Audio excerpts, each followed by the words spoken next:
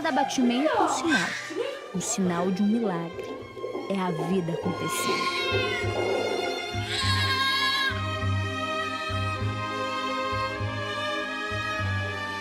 A magia de tornar tudo isso possível foi dado à mulher, o único ser capaz de gerar e guardar dentro da barriga esse mistério.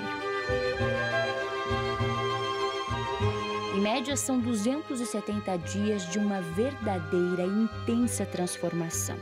O corpo muda para permitir que outro ser avance também. São 9 meses para permitir que outro ser humano tenha a mesma chance que um dia também foi dada a essa mulher. A chance de viver.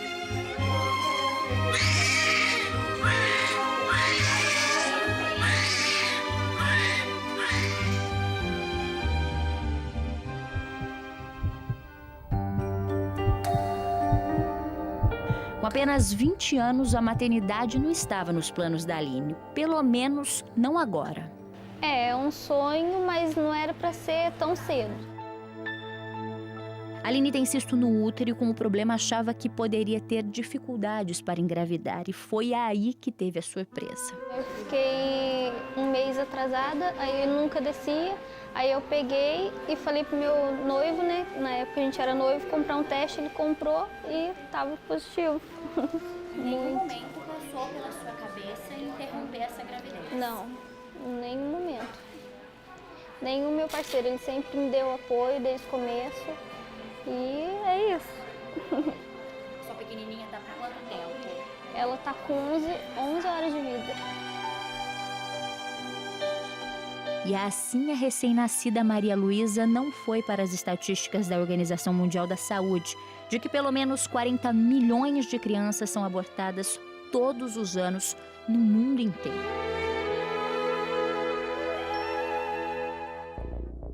Abortar no Brasil é crime. O Código Penal brasileiro só permite que uma gravidez seja interrompida em 3 situações. Uma delas é quando a gestação apresenta risco de morte para a mãe, ou quando a gravidez é fruto de um estupro, ou seja, de uma violência sexual. E em 2012, o Supremo Tribunal Federal incluiu também o diagnóstico de anencefalia fetal, que é quando ainda na barriga da gestante a criança é diagnosticada com uma má formação no cérebro. E aí, pensando em todas essas possibilidades, parece difícil dizer sim e levar adiante uma gravidez, né? Não para mulheres que você vai conhecer agora. Mulheres que tinham tudo para abortar, mas escolheram pela vida. Esse é o Benjamin e esse é o Samuel. Eles são os irmãos mais novos da Vitória, a primeira filha que foi planejada e ansiosamente aguardada pela Joana. Uma mãe de primeira viagem que viu seu sonho se transformar ainda na gravidez. E eu queria pensar que não era verdade, né? Que não estava acontecendo comigo. Assim, a gente fica meio paralisado por um tempo, assim, tentando não entrar em contato muito com aquele sentimento para ir aos poucos, tentando assimilar e uma esperança assim, de que mudasse o diagnóstico, porque nunca tinha imaginado, nunca pensei que ia acontecer comigo, né? De ter um bebê e com um problema tão grave. O desespero da Joana veio com o diagnóstico de que o bebê tinha anencefalia. Assim, foi um choque, um susto, né? Assim, eu pensei, quando ela falou, eu pensei que poderia ter algum problema com o bebê, alguma deficiência mais leve, mas ouvi assim que seria incompatível com a vida, que poderia morrer a qualquer momento, que com certeza morreria ao nascer. Dá um desespero, né? Assim. Em um embrião normal, existe a formação do tronco cerebral, do cerebelo e do cérebro. O bebê com anencefalia forma apenas o tronco cerebral. Sem o fechamento da caixa craniana, que corresponde à cabeça, onde fica o encéfalo, ele não desenvolve o cérebro e o cerebelo. Como a região é responsável por funções vitais, como a regulação da função cardiorrespiratória, por exemplo, a medicina afirma que nenhum anencéfalo sobrevive. 99% dos casos morrem, 50% ainda no útero da mãe e a outra metade logo após o parto. E ainda que se afirme que não é possível que um bebê que nasce sem cérebro sobreviva por muito tempo, contrariando a própria medicina, apenas um pequeno número de bebês afetados morreu no útero. 7% faleceram no útero, 18% morreram durante o parto, 26% viveram entre 1 e 60 minutos, 27% viveram entre 1 e 24 horas, 17% viveram entre 1 e 5 dias e 5% viveram 6 ou mais dias. Quando a gente fala sobre a anencefalia, a gente fala de diagnósticos através de exames complementares. E os exames complementares não são necessariamente passíveis de erro, né? Então, você pode sim, de uma forma direta, mensurar, por exemplo, que não existe a formação do encéfalo. Em contrapartida, pode ter também numa outra condição que existe uma pequena formação e que pode ser determinante de que essa vida prossiga um pouco mais. Na época em que a Joana soube do problema, em 2009, as mulheres que decidiam interromper a gravidez depois do diagnóstico precisavam recorrer a uma decisão judicial. Algo que naturalmente não passou na cabeça dessa mãe, que não pertence a nenhuma entidade ou grupo contra o aborto. A decisão dela foi enquanto mãe. Depois de viver esse luto assim, imediato do diagnóstico, eu comecei a pensar assim, o que eu poderia fazer de concreto, né? Então eu pensei, o bebê está vivo, eu nem sabia que era uma menina ainda, né? Então eu tentei assim pensar, se eu ficar chorando muito, ela vai ficar triste, eu vou passar esse sentimento para ela. Eu lembro bem o dia que nós soubemos do diagnóstico. Inicialmente você fica meio sem chão. Na verdade estava acontecendo um temor que eu tinha, né?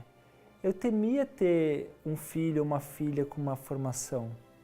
E aí eu lembro na sala lá de ultrassom e a médica descrevendo todo o problema, eu falei, puxa, era algo que eu temia. E aí automaticamente você começa a lidar já com a situação, porque independente do diagnóstico, havia ali minha filha e havia ali minha esposa. Parece que tem uma ruptura, assim, é um susto tão grande quando a gente descobre uma sensação assim, parece que o bebê não está mais vivo, né? Parece que o bebê já está morrendo, você já está perdendo aquele bebê. Mas a gravidez foi continuando, ela foi crescendo, comecei a sentir ela mexer. Então começou a se transformar, esse medo começou a se transformar em amor. Tem temor, tem a dor, né?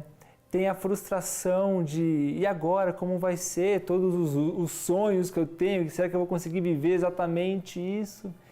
E depois você vai entendendo melhor o que Deus quer para a sua vida, né? Mesmo que ele tivesse dificuldade de aceitar, de me apoiar, não ia mudar minha decisão, né? Porque era uma decisão minha. E ainda que a decisão fosse da Joana, o apoio do Marcelo foi fundamental para que ela chegasse a uma conclusão sobre tudo o que eles estavam vivendo naquele momento. Se eu amava ela perfeita, eu também posso amá-la imperfeita. Se eu amava ela com a esperança de que ela fosse viver uma vida inteira além de mim, né? Eu também posso amá-la sabendo que talvez ela viva só um pouquinho durante a gestação, ou só alguns minutos, algumas horas depois de nascer. Então, a pergunta básica é essa. O anencéfalo, sabemos pelos dados disponíveis hoje da ciência que a sua perspectiva de vida é breve. Pode durar, às vezes, horas, dias, semanas, meses, né? Em alguns casos, né? Mais raros, né? Mas, por conta disso, devemos causar a morte, ou seja, matar. Causar a morte é matar. A questão da anencefalia é basicamente essa.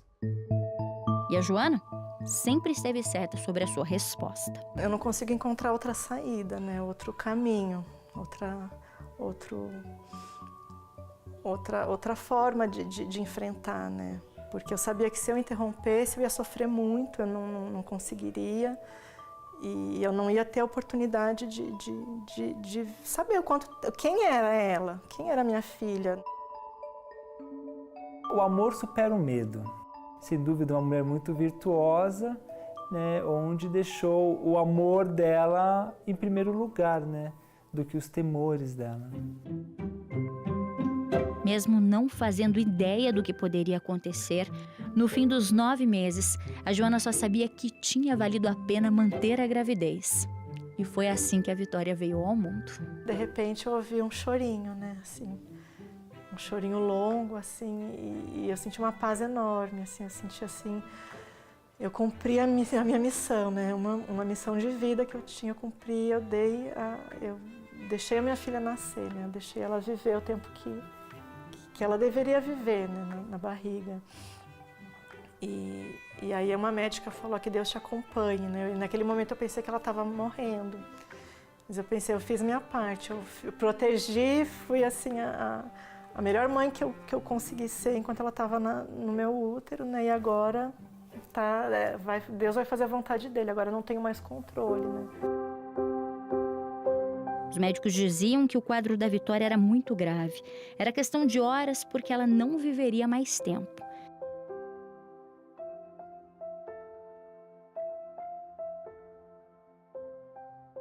Enquanto ela estava no meu útero, eu amava ela sem me preocupar com a aparência, né? Mas é um medo de muitas mães, né? Como vai ser? E aquele medo assim, será que eu vou conseguir amá-la depois de eu ver o problema, né? Será que ela vai estar sofrendo? Como vai ser?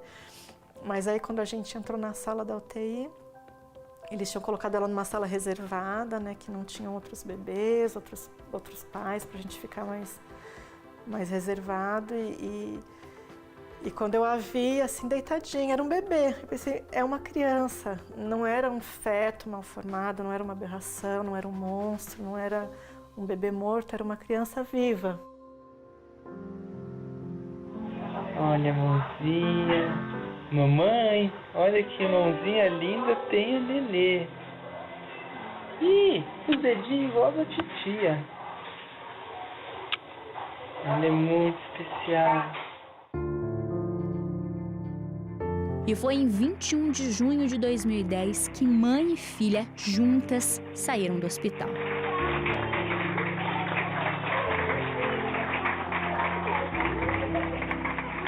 Então a gente tentou se conectar com ela, acreditar que ela sentia, que ela ouvia, que ela entendia de alguma forma, se não da forma convencional, né, pelo cérebro, mas de alguma forma espiritual, emocional, ela sentia o nosso amor. Então a gente buscou, assim, quem viveu com a gente, quem acompanhou a gente, sabe que foi assim com muito amor e com muita alegria, né?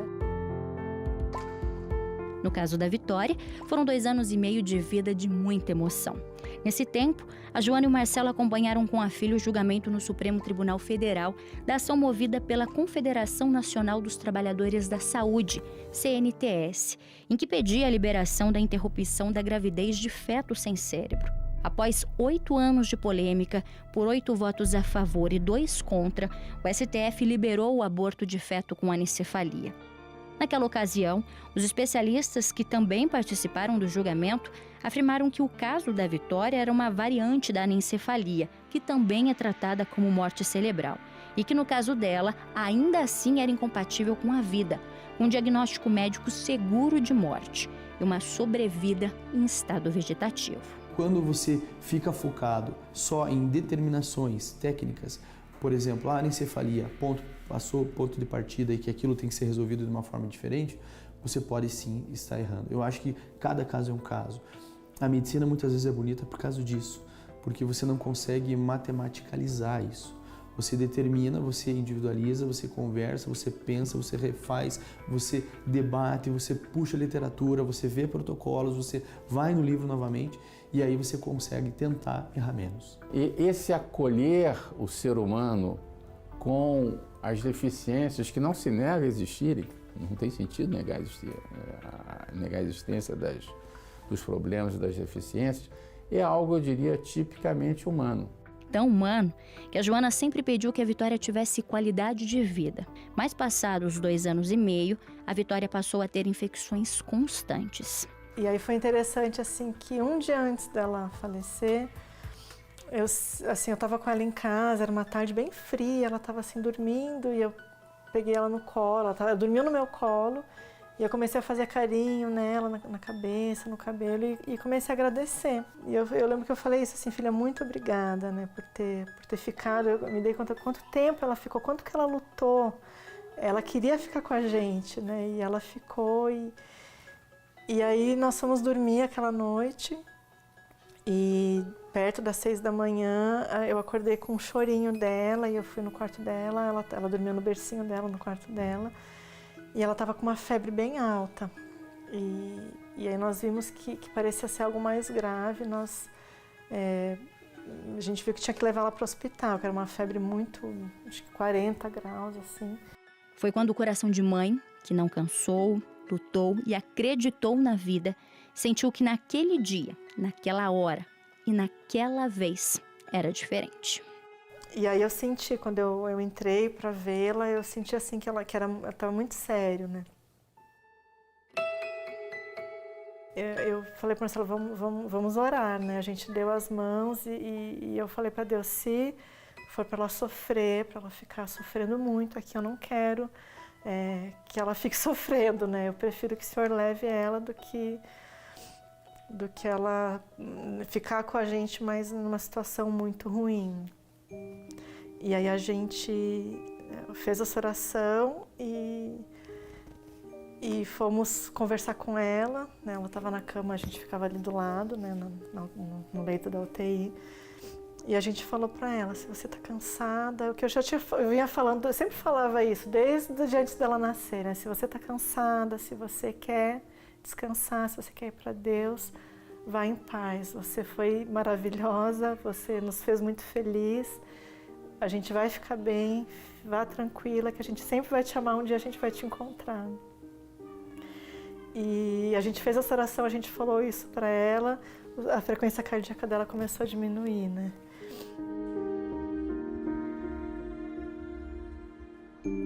Eu quero falar algo muito importante antes de sair. A gente pode sair, mas não precisa reanimá-la se ela está morrendo, porque eu não quero que ela sofra, eu não quero prolongar um sofrimento dela, né? Eu sempre quis... Eu quis que ela tivesse um nascimento digno, eu quero que ela tenha uma morte digna. E assim foi feito, preservando a dignidade da mãe, poupando as duas do sofrimento, sem desrespeitar o direito à vida que foi reservado à doce Vitória. Então foi assim algo que a gente conseguiu construir um sentido, um significado para a existência dela, que permitiu que, mesmo com tristeza, a gente tivesse também uma alegria, uma gratidão, né? E foi assim, ela descansou com dignidade, com amor. Eu sempre falo assim, eu nunca fui tão feliz quanto eu fui com a Vitória, né? Porque a vida tem toda a sua superficialidade, vivi ali sem muito brilho, digamos assim, né? A Vitória foi uma coroa na minha cabeça, né? Ela brilhantou a minha vida. Assim, eu sei que dói muito, eu sei que é muito difícil, que essas mães, assim, quem está enfrentando esse diagnóstico, quem está assimilando essa notícia, é algo que a gente jamais imaginou que ia enfrentar e algo que acho que nenhuma mãe deveria passar por isso. Mas eu diria assim que vale a pena amar essa criança, vale a pena deixar essa criança viver o tempo que ela pode viver.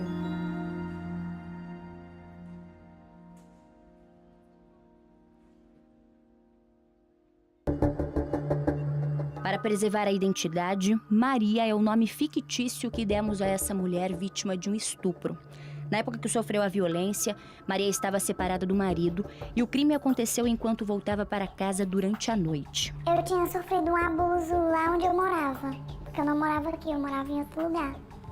Aí eu fiquei com vergonha de ir na delegacia devido a situações que eu já estava passando no casamento. Só que eu tomei remédio, tomei a pílula no dia seguinte, mas não resolveu.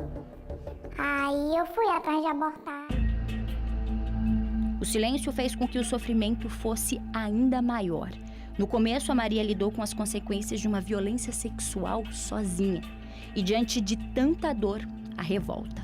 Depois que eu passei o que aconteceu, eu fiquei, meu Deus, por que tanta coisa, assim, acho que eu cheguei até a pensar que Deus não existia.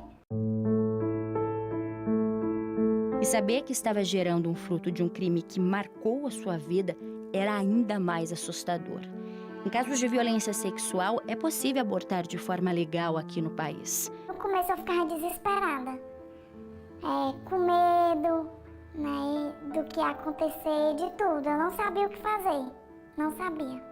Agora está grávida de 5 meses e está esperando uma menina, um sonho que sempre teve. E conta com o apoio do marido, que reatou o casamento e está dando todo o suporte que ela precisa. Ele, graças a Deus, também é muito bom. Hoje em dia ele já me ajuda, ele já fala nas coisas do bebê, já passa a mão na minha barriga, já conversa, é muito bom. Você sentir mexer, você sentir aquela coisa, você já vê quantas, você esquece o que você passou.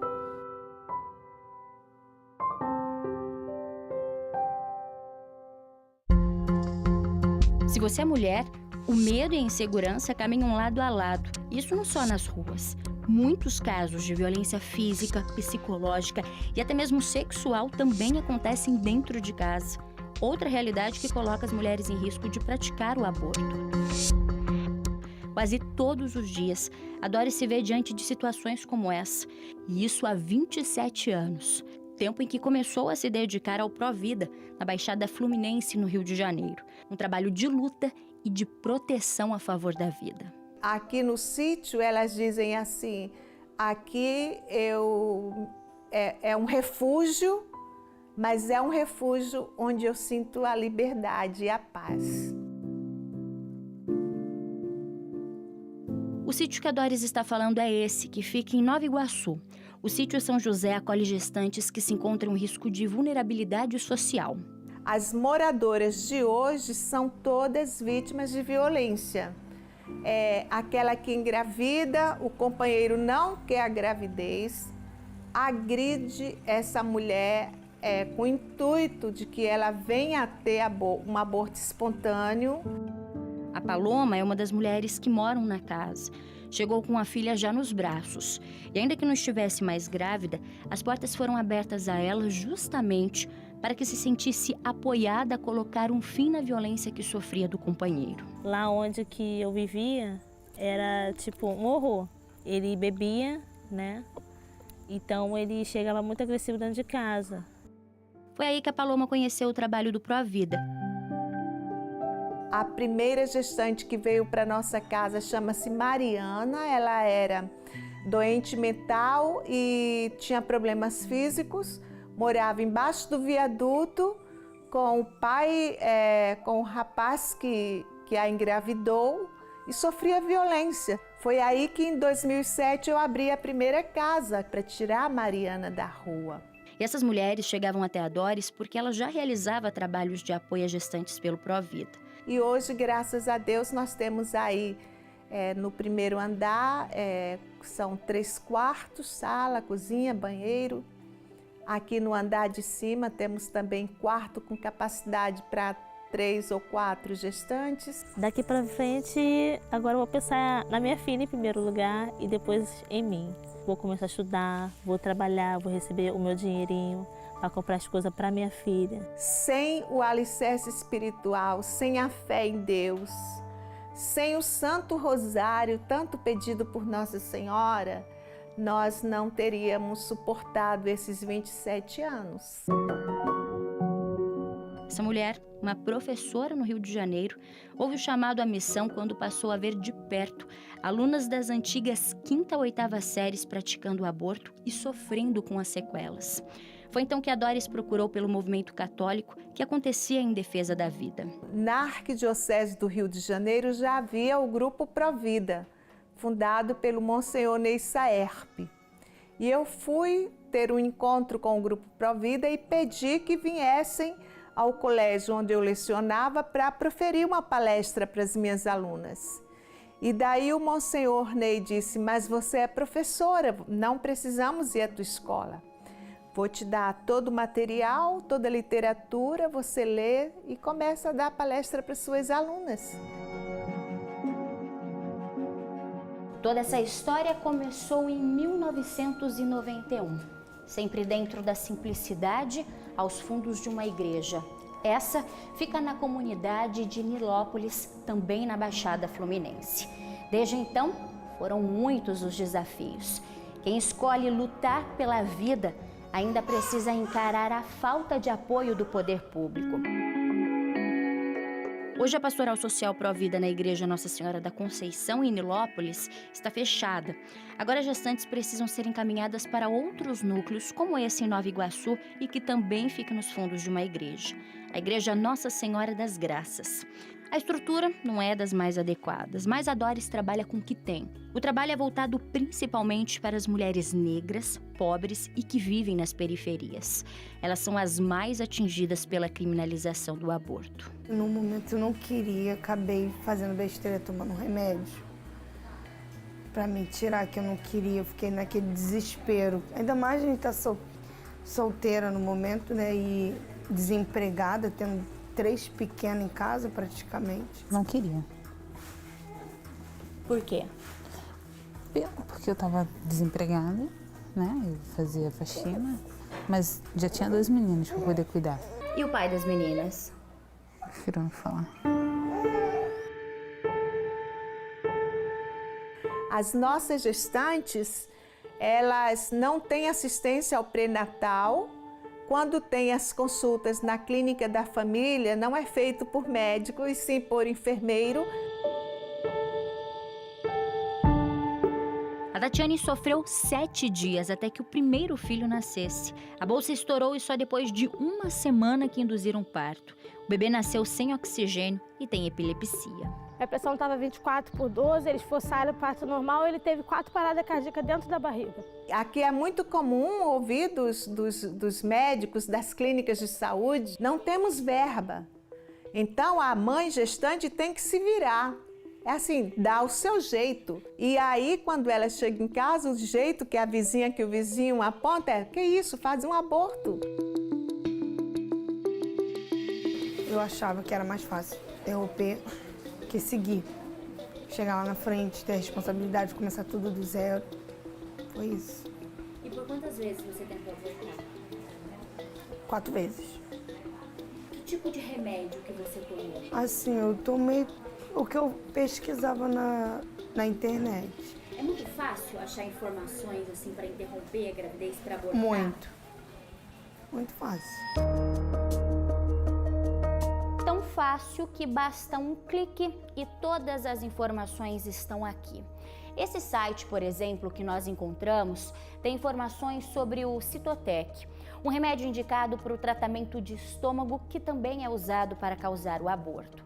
No site, além de informações sobre a medicação, tem como comprar, como é feita a entrega, tem até depoimentos do que eles chamam de ex-clientes, ou seja, de mulheres que já fizeram uso do remédio. Tudo para garantir a eficiência da medicação. Esse outro contato, além do valor do remédio, pede os dados do endereço para onde o Citotec deve ser enviado, já que a entrega é feita pelos correios entre 1 e 4 dias. E também afirma que o remédio funciona 100%. As clínicas de aborto também possuem contatos que são disponibilizados facilmente na internet. E uma mulher tira todas as dúvidas por meio de mensagens de áudio. Eu preciso que você me envie a primeira página do exame de sangue com documento de identificação para me identificar se o exame é seu. E eu te passo todas as informações necessárias, tá bom? Estamos em atendimento segunda, quarta e sexta, lá em Copacabana. Aí você agenda comigo o horário, o dia que você quer e você vai lá.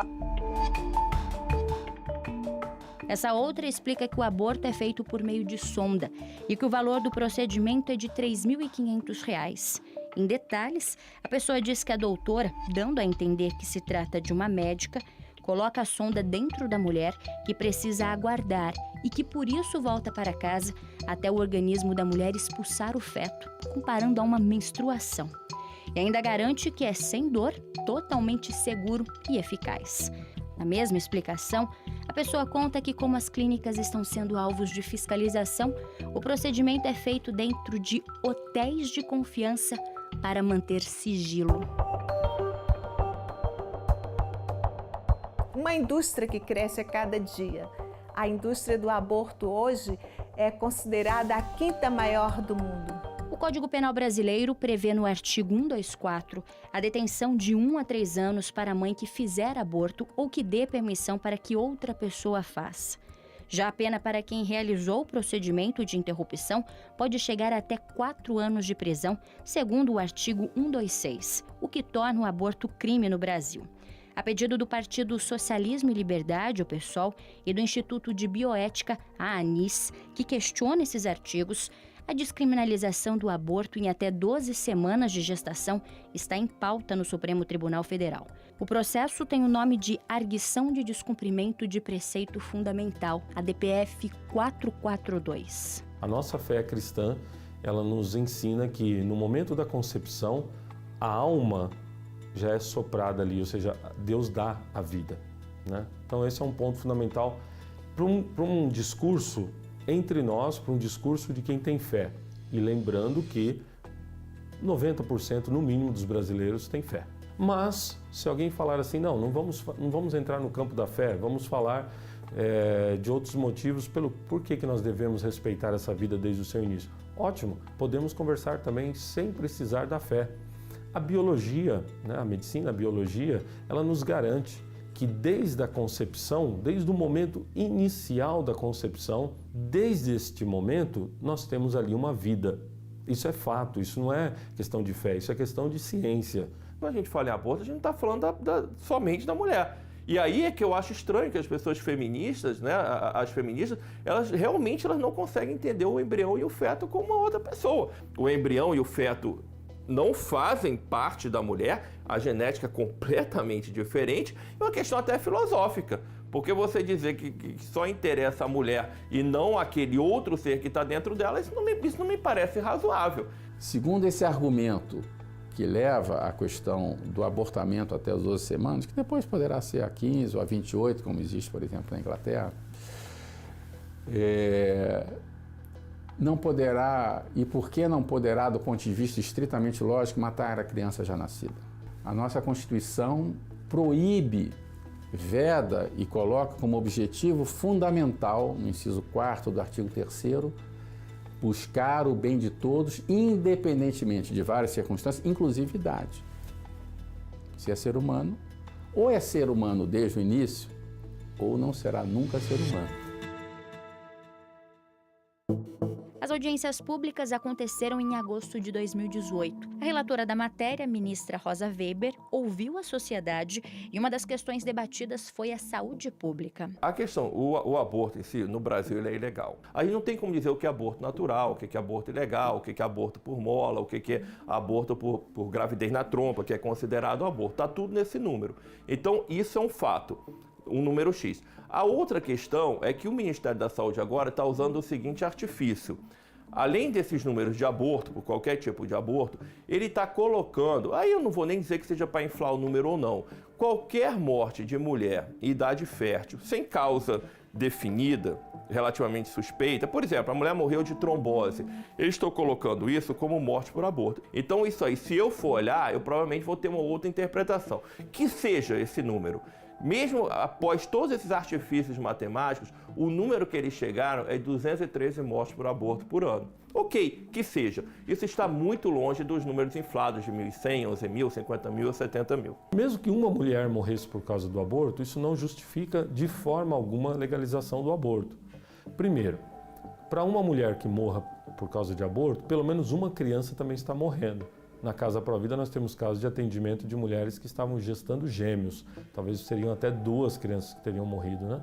Então não é matando uma criança que você está salvando a vida de uma mulher. Então é raro, não é comum. Eu, como obstetra, eu vi um caso na minha vida de morte por aborto. Se perguntar para a maioria dos obstetras, vai ser 0, 1 ou 2 casos. Isso estou falando de uma vida inteira, não estou falando em um ano, né? Então já tem uma certa experiência. Então não é um problema de saúde pública de jeito nenhum. A gente tem vários problemas de saúde pública no Brasil, o aborto não é um deles. Não é verdade que o aborto no hospital não tem risco. Isso é outra mentira que as pessoas inventam para justificar a descriminalização do aborto. Aborto tem risco, sim, mesmo legal, são feitos por métodos invasivos, principalmente de segundo trimestre, e aqui no Brasil, muito provavelmente, grande parte seriam de segundo trimestre, pela falta de acesso à população de exames que comprovam a gravidez no primeiro trimestre, e isso vai ser outro problema, isso sim vai ser um problema de saúde pública, porque você vai majorar muito o número de abortos, e mesmo sendo o evento morte materna um número relativamente raro, a partir do momento que você transforma isso em escala quase industrial, você vai aumentar a mortalidade materna, ao meu ver. As entidades que pediram para que o STF analise os artigos do Código Penal sobre a criminalização do aborto afirmam que trata-se de uma lei de 1940, anterior à Constituição de 1988. Por isso, caberia ao Supremo analisar se o Código viola ou não os princípios constitucionais. Com o fim das audiências, a relatora, a ministra Rosa Weber, precisa avaliar e elaborar o seu voto. Depois disso, é marcado um julgamento para que todos os ministros do STF possam votar.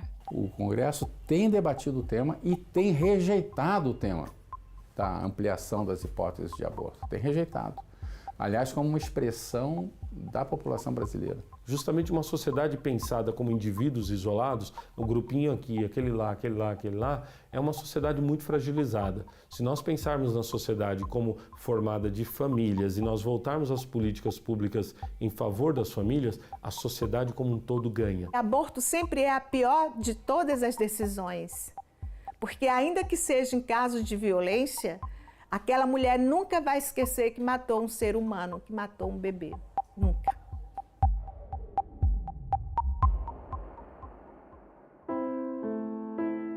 Todo momento, às vezes, eu boto a cabeça no lugar e me arrependo de ter tomado aqueles remédios.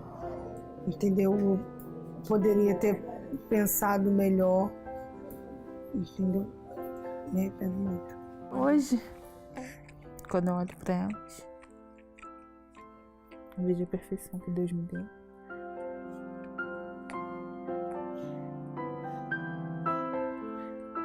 E é todo dia pedindo perdão para Deus. Todo santo dia.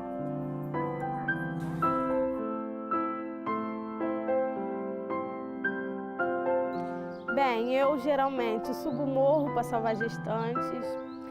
Eu entro em bocas de fumos para salvar gestantes e assim vai indo.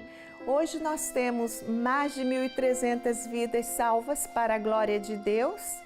E nós temos bebês advogados, bebês engenheiros, bebês que estão em várias patentes do Exército, e isso nos alegra profundamente, né?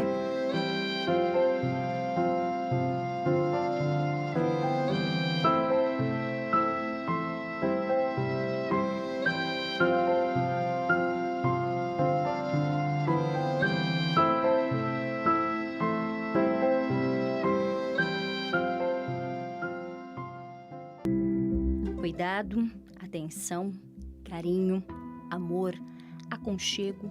Em uma relação entre mãe e filho, tudo isso forma um elo, um dos mais importantes da vida. Mas que na história da Luciane foi preciso ser construído dia após dia. Eu me separei do pai do Davi, né? Eu fiquei 7 anos casada com ele e a gente se separou. Por motivos assim, alguns motivos. Daí eu fiquei em casa com o Davi, eu moro atrás da minha mãe até hoje. E eu comecei aí me envolver com uma pessoa do meu trabalho, que eu comecei a trabalhar no Correio. Aí me envolvi com ele, a gente começou a sair e eu engravidei da Nicole. A notícia de que mais uma vida estava a caminho não foi um momento especial e muito menos festejado. Ele não queria a menina e eu também não queria, porque a minha esperança era voltar com o pai do meu filho. Então essa gravidez, na verdade, ela só viria a atrapalhar, porque ele jamais iria assumir filho de uma outra pessoa, né? A única certeza que existia, a certeza de um aborto. Por que eu quis abortar a menina? Por que eu não quis tê-la? Porque eu queria viver a minha vida, eu queria ter liberdade, mesmo tendo um filho. Quando ele levava o filho, eu ia dançar, eu ia me divertir e ela ia só atrapalhar a minha vida. Porque eu não ia poder sair, eu não ia poder fazer nada, um filho não é fácil de cuidar, você tem que ter tempo integral para ele, você não pode fazer mais nada, e era por isso, eu queria matar a vida, eu queria matar uma vida para viver a minha vida. Na maioria dos casos, eles vêm de uma situação de vida, de momento, principalmente do momento que a pessoa está vivendo, onde ela não vê saída. A maior parte dos casos são situações, principalmente do momento, onde uma pessoa não tem apoio, está angustiada, está sofrendo, pode estar sofrendo inclusive pressão do pai da criança, e aí nesse momento essa pessoa pensa o que é o prático, o que eu posso fazer agora, tirar essa criança. Muitas vezes buscam o aborto como uma ideia, né, ou como fazem uma tentativa de aborto, porque não se sentem apoiadas, não se sentem aceitas muitas vezes, né, pelas pessoas que estão ao redor. No caso da Luciane, ela lembra que, sempre incentivada pelo pai biológico da criança, chegou a fazer contato com uma clínica de aborto, mas não era. E foi a partir daí que um novo capítulo começou a ser escrito. É que o número, na verdade, a colocou em contato com pessoas dessa casa, a Provida Mãe Imaculada de Curitiba, no Paraná. Desde 2012, ali é traçada uma luta a favor da vida. A palavra central no nosso trabalho na Casa Provida é a palavra acolhida. Nós, de forma alguma, julgamos. Então, a pessoa chega com toda a sua história, histórias muito difíceis, e nós não nos cabe julgar, né? Cabe nos apoiar e dizer, olha, nós estamos aqui com você, você tem outra saída sim, nós podemos te ajudar. Sabe aquela história de que uma andorinha só não faz verão? Como a Gleice, tem muita gente envolvida. E toda essa ajuda vem de voluntários. Advogados, médicos, psicólogos, em alguns casos assistentes sociais, enfim, toda uma equipe de apoio para as necessidades dessas gestantes. É uma história que me machuca muito lembrar, né? Eu me arrependo muito do que eu fiz. Então, ele comprou um remédio que eu nem lembro mais o nome agora, foi tantos anos, que tinha que tomar 2 remedinhos. Era tomar um e fazer uma outra coisa com o outro, né? E ele comprou esse remédio pela internet para que eu tomasse. Daí, nessa época, eu estava na casa dele. Pensei, repensei e não fui. Então, ficou lá na casa dele e eu continuei falando com a Gleice, pedindo para Deus o que eu fazia, porque eu não queria. Eu tomava banho, eu batia na barriga, porque eu não queria, de jeito nenhum. O objetivo é que ela possa se conhecer, que ela possa trabalhar os seus medos e as suas questões, né? Para que ela identifique o porquê em algum momento ela tem esses receios, né? De não levar essa gravidez para frente, de não dar sequência. Eu ia desabafando com ela toda a minha vida lá de trás. Desabafando, falando do meu casamento que foi com o pai dele, o que era a minha vida na minha casa, o que aconteceu com o pai da menina. Eu fui conversando. E ela, a cada momento, sem ela, acho que nem ela nem eu perceber, ela ia me convencendo. Nós atendemos pessoas de diferentes religiões. Aliás, eu até diria que 50% ou talvez até mais das nossas atendidas não sejam católicas. São filhas de Deus como todos nós, né? Não somos diferentes, elas não são nem melhores nem piores do que nós, são todos iguais. Então, nós estamos abrindo a porta para filhos de Deus. Sem distinção, sem preconceito, sem julgamento. É por isso que todo o trabalho é baseado na espiritualidade. Então a dimensão da espiritualidade é fundamental, inclusive nessa questão da defesa da vida. Pessoas que tenham uma experiência de Deus e tenham esse encontro com Deus vão ter muito mais força para trabalhar dentro de si no momento que estão passando. Prova disso é que mesmo em um processo que não é rápido e muito menos fácil, as coisas no seu tempo vão naturalmente acontecendo e seguindo novos caminhos. E ainda que retomem antigos trajetos, no fim acontecem como deveriam. A Luciane reencontrou um amor de infância, o marido e um verdadeiro pai para sua filha. Tava duro, daí com 6 meses e meio, quando eu fui naquela janela da minha mãe e falei, e aí eu fui conhecendo o Rubens, né? O Rubens voltou pra minha vida, ele voltou daquele jeito de quando a gente era lá adolescente, de criança, e ele foi pondo a mão na minha barriga, minha filhinha, e eu fui pegando, acho que aquele amor, sabe? E quando ela nasceu, que eu tava lá, vi aquele rostinho dela tão pequenininho, e ela deu um trabalho. 7 dias certinho, essa menina deu um trabalho, ela emagreceu, ela não comia, ela não dormia, ela dormia assim 2 horas.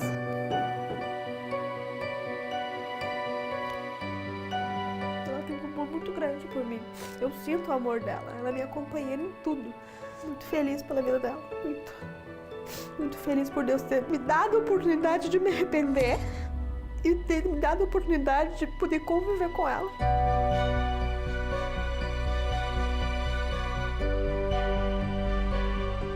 Essas mulheres que têm os seus filhos e depois a gente acaba tendo contato, vendo, né?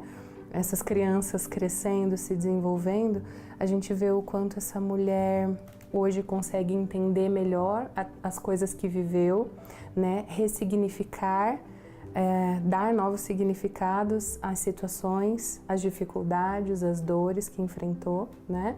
De uma forma muito mais saudável e bem resolvida. A pastoral da igreja, ela vai se modelando, podemos dizer assim, de acordo com as necessidades do mundo. 50 anos atrás você não precisaria de casas pró-vida, trabalho como esse. Talvez poderia até ter, mas não que era uma necessidade, né, tão grande. Hoje não, hoje isso é uma necessidade. Em agosto de 2018, o Papa Francisco, durante a homilia na Praça de São Pedro, no Vaticano, condenou com firmeza o aborto e lembrou que não trata apenas de um direito, mas se trata de um crime. O Papa finalizou afirmando que devemos dizer aos homens e às mulheres do mundo: não desprezem a vida. Então a igreja precisa sair, né, aquilo que o Papa Francisco nos coloca. A igreja não pode ficar guardadinha no seu casulo, esperando as pessoas, ou mesmo deixando que o mundo lá fora tenha todas as suas desgraças, né? Desculpa a expressão. A igreja precisa sair e ir ao encontro de quem está sofrendo, né? De quem está precisando da misericórdia. E apesar de todas essas questões sociais, desse momento que nós estamos vivendo, né? Ainda assim vale a pena optar pela vida. Foi assim com a Ana Beatriz. Ela tomou a decisão mais determinada da sua própria história: ser mãe pela terceira vez aos 31 anos. Tinha um filho de 10 anos, o Matheus, tinha um bebê de 7 meses, o Daniel, que inclusive eu amamentava, e estava trabalhando, minha vida estava normal. Quando eu descobri que eu estava grávida, foi um susto. Aceitar a gravidez não foi o problema para a Bia. Quando começou a curtir a ideia da gestação e descobrir que seria mãe de uma menina, mal sabia ela que o mais difícil ainda estava por vir. Fui fazer exame, né? Fui mexer no meu peito, massagem, para ver se não tinha empedrado leite, né? Para tirar alguma coisa que tivesse. E achei uma bolinha bem pequenininha desse lado aqui. E daí mandei uma mensagem para o meu obstetra, o Dr. César, era no domingo à noite. Falei: doutor, achei uma bolinha no meu peito. Ele falou: Bia, amanhã passa no meu consultório cedo, pegue uma guia e faça uma ecografia logo. Todas as mulheres da família, assim, da minha avó, todas não, mas muitas mulheres, por parte da minha avó, tiveram câncer de mama e faleceram, todas, de câncer de mama. Com a confirmação dos exames, veio o diagnóstico do câncer de mama. Um choque com apenas 2 meses de gestação. A minha maior preocupação era com a minha gravidez. Eu já sabia que era uma menina, né? Porque embora eu estivesse bem no comecinho da gestação, eu fiz um exame de sangue, ou sexagem fetal, para descobrir o sexo o quanto antes. Então eu peguei o resultado do exame na sexta-feira e eu descobri o tumor na segunda. Foi então que ela procurou um especialista em doenças da mama. Então a gente vai ter que fazer uma cirurgia, né, para retirar o tumor. Vamos tirar o nódulo. Só que você vai ter que interromper a gestação, vamos interromper já. Tem um pico hormonal muito grande no começo, que o bebê está se desenvolvendo muito rápido no começo, então é muito hormônio. Não tem como você ficar com esse bebê dentro de você com câncer. E ele me falou, assim como ele cresceu muito rápido, ele vai continuar crescendo muito rápido. Até o final da gestação você já vai estar com metástase, né? Então a gente precisa interromper essa gestação já para salvar a sua vida. E aí, o que fazer? Que decisão tomar diante de um dos maiores dilemas que uma mulher pode viver? A primeira reação minha, quando ela falou que ela já estava grávida, que ela falou para mim que ela estava com câncer, eu falei que ela ia ter que tirar o nenê. Foi a primeira, nem pensei em nada, assim, foi a primeira coisa que eu falei para ela: não, você vai tirar esse bebê. Sempre estive do lado dela, né? E eu acho que o papel principal do marido nisso, assim, no meu ponto de vista, é de sempre estar apoiando as decisões dela, né? Eu sempre tive com ela junto, independente da decisão que ela fosse tomar. No Brasil, quando a gestação apresenta risco de morte para a mulher, ela pode interromper a gravidez. Caso a Bia decidisse pelo aborto, ela teria a lei do lado dela. Mas no coração só tinha espaço para uma certeza. Ou elas sobreviveriam juntas, ou elas morreriam juntas. Em momento nenhum eu entrei em conflito, em momento nenhum eu pensei, ai meu Deus, será que eu tiro ela para sobreviver? Em momento nenhum isso passou pela minha cabeça. Eu nunca ia conseguir ser feliz de novo se eu tivesse matado a Luíse, nunca. Com certeza isso era uma coisa que ia me assombrar para sempre. Se eu não tivesse matado ela, será que eu teria morrido? Será que não teria vindo a cura do mesmo jeito? É uma coisa que eu nunca ia saber, né? E achar um médico que a apoiasse na decisão era fundamental. Quando a gente pega as questões técnicas e que se mensura, principalmente da parte jurídica, as questões que são limitantes ou potencialmente de risco, muitas incertezas acabam surgindo. A ideia nossa, até dentro do consultório, sempre é em prol da vida, né? Então, quando a gente conversou bastante sobre isso, ela ficou muito temerosa, ela teve algumas opiniões técnicas, inclusive sobre a questão da necessidade do aborto. E eu fui muito moderador no seguinte sentido, Bia, vamos fazer o que é melhor, vamos fazer o que você acredita, vamos tentar dar o seguimento pela vida, que é o que a gente acredita. E a Bia seguiu lutando, seguiu com a determinação da sua escolha, conquistando mais e mais apoios. Quando eu comentava com as pessoas, a forma como eu falava da Bia, para as pessoas ela aparecia como uma heroína, não como... O câncer saía de foco, né? Aparecia como vitória. Durante a gestação, a Bia passou por uma cirurgia para retirar os 2 tumores que estavam no seio do lado direito e retirou também o seio. No pós-cirúrgico, ficou à base apenas de analgésico. Além da queda de cabelo, sinal de que a quimioterapia está reagindo no tratamento da doença, a Bia não teve nenhum outro efeito colateral. Tive muita sorte de ter tido câncer grávida, porque eu tinha vida dentro de mim. Eu não estava focando, o meu foco não era a doença, a morte, ai meu Deus, eu estou com câncer, tem uma coisa aqui dentro querendo me matar. Não, eu tinha uma vida aqui dentro querendo sobreviver, querendo crescer, crescendo, mexendo. E uma menina, minha promessa de Deus, minha filha. Indo para o mar pela primeira vez. E quando Jesus está no controle, quando Jesus está no barco, pode vir câncer, pode vir doença, pode vir o que for, que Ele acalma a tempestade. Ao compartilhar essa história, por onde essa mulher passa, os olhos ficam atentos ao que ela tem a dizer sobre o verdadeiro valor da vida humana. E no dia 24 de janeiro de 2018, a pequena Louise veio ao mundo. Com quase 41 semanas, ela nasceu de parto normal com quase 4 quilos. Linda, saudável e perfeita. Uma princesinha que envolve toda a família no sentimento dessa história, o amor. A avó mesmo, depois da decisão da Bia, faz 1 ano e meio, que abriu mão da própria vida para ajudar a filha. E além de não medir esforços, não esconde a paixão pela caçula, a única menina da casa. Porque eu não respeitei, naquele momento eu não estava respeitando a decisão dela, né? Porque a decisão era dela, não era minha. Eu não tinha nenhum direito de falar para ela, você vai tirar, você vai abortar. Não tinha direito. Que direito eu tinha? Só porque eu era mãe dela. Foi isso que me levou a pedir perdão para ela. E também porque, você veja, Deus honrou ela, né?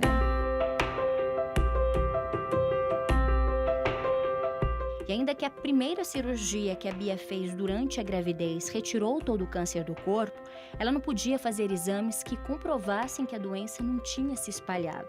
Então, por prevenção, já que a gestação mexe muito com os hormônios, continuou o tratamento com a quimioterapia e optou por retirar também a mama esquerda depois que a Louise nasceu. Até que 3 meses depois do nascimento da filha, ela recebeu uma notícia e uma prova. A notícia era que finalmente estava curada. E a prova de que não estava errada quando teve a certeza em dizer que não precisa escolher entre uma vida e outra, mas pode lutar e salvar as 2 vidas. A recompensa? Tranquilidade do coração e a felicidade de ter nos braços a inocência do olhar, a pureza do sorriso e a certeza do tamanho do amor que existe em uma vida. Sempre vale a pena. A Luíse, no meu ventre, era um bebezinho indefeso, né? A minha missão, a minha obrigação, o meu papel de mãe era proteger ela, não matar ela. Nossa, a hora que eu peguei ela no colo foi sensação de vitória. A hora que eu olhei para ela e peguei ela no colo, eu soube que eu tive a decisão certa. Toda a luta tinha valido a pena. Toda a luta valeu a pena. Tudo que eu passaria de novo, várias vezes, para ter ela no meu braço, para ter ela no meu colo. A hora que eu peguei ela, que eu senti o cheiro dela, que eu vi que ela estava bem, que ela estava comigo, que ela estava viva e saudável nos meus braços, foi sensação de dever cumprido. Foi aí que você teve a certeza de que a vida e o amor superam tudo? Aí que eu tive a certeza que a vida e o amor superam tudo e sempre vale a pena a vida, sempre vale a pena.